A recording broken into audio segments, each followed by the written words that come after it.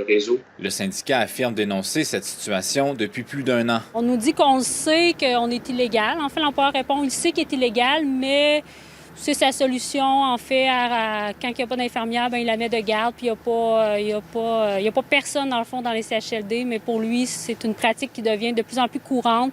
Le Centre intégré de santé et de services sociaux de Chaudière-Appalaches répond que ce n'est qu'en dernier recours qu'une infirmière est attitrée à distance.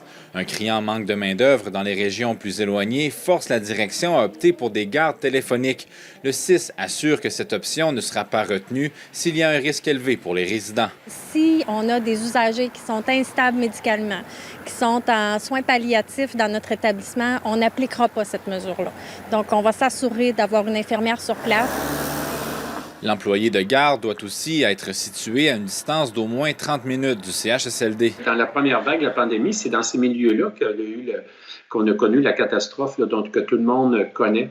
Alors, c'est difficilement compréhensible qu'on puisse se permettre de dire qu'il n'y aura pas d'infirmière disponible dans certains quarts de travail à certains moments. Il ne faut pas attendre qu'il arrive une situation genre irréparable pour que la situation se corrige. Sans être en mesure de spécifier le nombre d'infirmières manquantes sur le territoire, le CIS de Chaudière-Appalaches assure être en recrutement pour corriger la situation.